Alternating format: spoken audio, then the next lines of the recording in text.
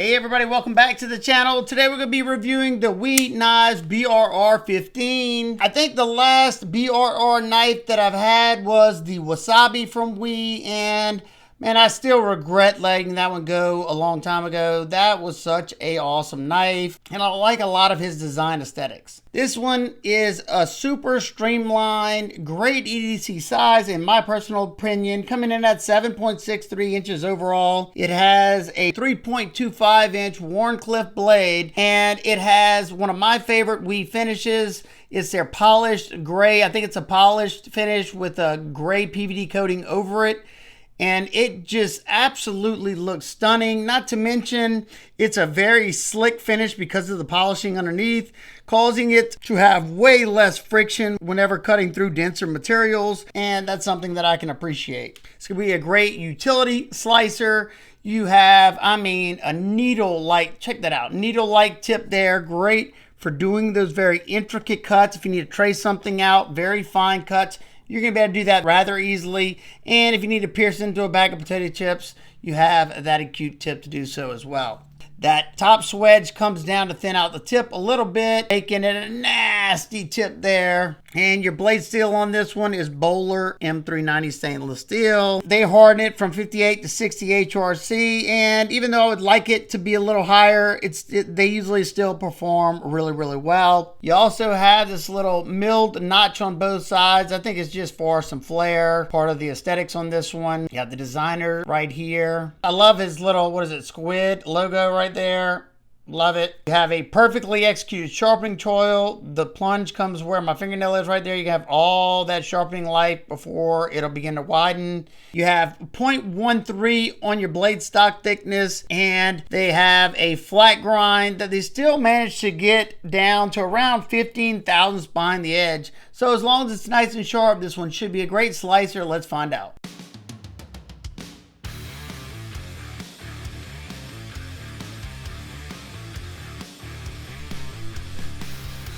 Man, we sent this knife out screaming sharp. And typical WE fashion, it's got good blade geometry. And this is the second knife I've tested now with this polished, coated finish. And talk about make it even slicier, because it pretty much removes any kind of drag. I don't recall, we'll see. I don't remember on the tubing. I don't think it caused any drag, but doing cardboard cutting and stuff, not only does the coating hold up, I'm guessing that's like a PVD coating, I don't know, but it holds up well. Now we're able to choke all the way up because of the flat spot on the scale, and of course it is a narrow handle. If you were doing this for a really long time, you might start to fatigue yourself, and being that the clip is a little high, it's not in the center, I can feel it, but they did a good job of keeping it kind of narrow where it would be hurting me, and it wasn't uncomfortable at all. Now, I did put it up on the block just because of the straight edge. It's way too difficult to not do that. I'm not gonna be able to get enough of that edge onto what I'm cutting, and I can't put it into words on how easy it is right now for me to get through this 1/2 inch sisal rope. It's always a breath of fresh air whenever the knife comes sharp. It's got good geometry, and I'm not having to exert every ounce of force I have to get through a piece of sisal rope. So yeah, excellent job from WE. I think the last 4 knives, which that's probably the last ones that they've sent me, they've all came wicked sharp. I don't think I had any subpar edges so far, which is awesome to see, because whenever I first started reviewing WE, they seemed to over polish their edges a lot, but it seems like they got that ironed out. So yeah, excellent job. No match for the 1/2 inch sisal rope whatsoever. You can see me using that pointer finger grip pretty much almost the entire time, so that means it's got to be sharp still. So wow, popping it. Look, that's push cuts, baby. Of course, you got a little scalpel. That tip is like a little needle up there. I can make fine precision cuts, and it's going to go through it like a hot knife through butter. And I'm showing you, you can do some of these cuts on a flat cutting surface, but once you get to the bigger stuff where you need more of that edge contacting, it's just too hard for me.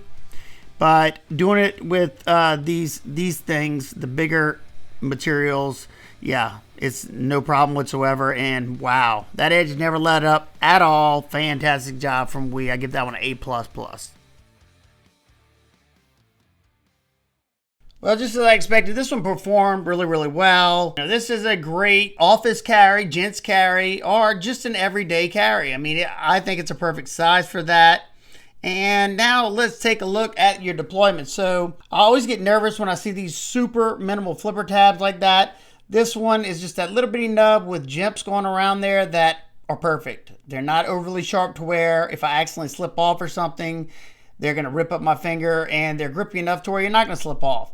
And the way it's sitting up like that, you're basically pulling this thing directly down, creating a lot of leverage. So these things rocket out. Plus, it's got ceramic cage bearings in there, and it has WE's tight tolerances, great action. This thing comes rocketing out. Not to mention, it's a light blade. It's still nice and smooth. Excellent job on the action. You know, I'm not even the biggest flipper fan, but whenever it's done to perfection like this one is, I don't mind them. Especially if I'm looking for something like this that's very streamlined. Just look at the lines on this one. It looks like a fancy sports car, doesn't it? So now let's take a look at the handle area. You got that same polished finish on the tie that's also coated gray to match the blade. And they did a really, really good job of matching the two finishes. That's not an easy task because that's titanium there and this is steel. You know, if you've ever done finishes or coatings or anything, it's very hard to get two different materials to match up, just like when you're blasting something. Not the easiest thing. That's all I'm trying to say there. You have the WE branded pivot there that is flush with the bolster. And as you can see, you have a big chamfer here and here, creating a contoured feeling in hand. Then they have a large chamfer going around that bolster, giving it another interesting look. And then this flat portion goes all the way through the scales. I think it looks nice and it looks rather interesting. You have a titanium frame. You have like this either forged or crushed carbon fiber on this one. That goes well with the dark hues of the titanium. Torx T8 construction on your body screws and pivot screw. You have a 3/4 length titanium backspacer, same color as your titanium frame, and you have a milled titanium pocket clip that's nice and streamlined, and it also has that same polished gray finish as the rest of the knife. This is considered a bolster lock, as you see there. But being that you have all this tie milled out for the carbon fiber, which carbon fiber is very lightweight, it's a very thin in this dimension knife. So they were able to keep the weight down a lot because of that. And it comes in at 2.94 ounces. I think that is fantastic. I hardly even realize this one's in the pocket. I've been carrying it pretty much every day since I've gotten it. You do have a nice milled tie clip that functions really nicely. You know, it's not a deep carry clip, but it sits pretty deep in the pocket. You just have this small portion right there sticking out. However, this is tip up right hand carry only. I don't know if they made lefty versions. I doubt it. You have perfect centering on this one. And being that you have a fairly neutral handle, you know, you can choke back right here to where this comes down, but you are a good ways away from that edge. I choke up like this pretty much anytime I'm cutting in-hand stuff. That way I can get right to the bottom of that edge and I'm not gonna get hung up in this choil area or anything, and I can control that edge a lot better. You got a lot of power in your hammer grip, and it's nice and comfortable as well as the saber grip. This grip's very comfortable if you want to do the reverse gas station knife fight grip. It's fairly comfortable as well because they rounded over that point right there, and it gives you something to kind of lock into. Because of the chamfer they have going all the way around there, there's no sharp areas where you don't want them to be. Your frame lock is locked up to about, I'd say 50% or so. Access to that lock bar, even though it's flush with the show side scale, they have enough of a chamfer, a little bit of texture there where it's not uncomfortable. Both sides they have it. I can still get my thumb in there if I want and it's not uncomfortable. Or I like to use this portion of my thumb. It's just a lot easier in my opinion to get my thumb in there. The lockup on this one, yeah, no movement up or down for sure. And no movement side to side, but I can kind of flex that blade, being it's ground, you know, nice and thin. I can kind of flex it, No movement though. That's all I'm really caring about. Now time for some quick size comparisons. It's in the middle of the Ontario Rat 1 and 2. And as you can see, it's in the middle of the WE Vision R and the WE Roxy 3. It's also in the middle of the WE Knives XL High Fin and High Fin. And lastly, it's just a little smaller than the Cold Steel Frenzy 3.5. And it's very similar in length to the Quiet Carry Large IQ. Now, being that absolutely no knife's perfect, what are my nitpicks and complaints? I only really have one thing, and that's there's no lefty love here. Other than that, I think it's a beautiful looking knife. It's a great slicer. I love this polished finish they do with the gray coating. It reduces the friction. It's a great little slicer. They did a perfect job on the sharpening choil. I love a good bolster lock. It's got beautiful action. It's got snappy action. And I just think overall, it's a really, really nice knife. And like I said in the very beginning, I love a lot of BRR stuff. Now, these are definitely not cheap by any means, and they put a lot into their knives. Great fit and finish, premium materials done right. This one right here in this configuration comes in at $289. There are other variations. If you don't like a coated blade, they have that as well. This one is the one I would have chose anyway. And if you're not a lefty or you don't mind carrying it in your right pocket, then yes, I could definitely recommend the BRR15.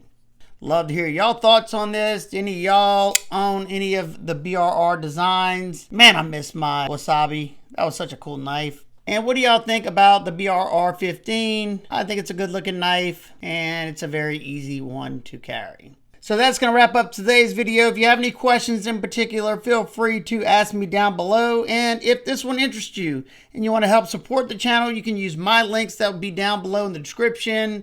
I'll have the link to this one and any other new WE models, new Civivi models, and new Sencut models that have come out this week. So that's going to do it for today's video. I hope every single one of y'all is having a fantastic day today. And remember, keep your blade sharp, smile more.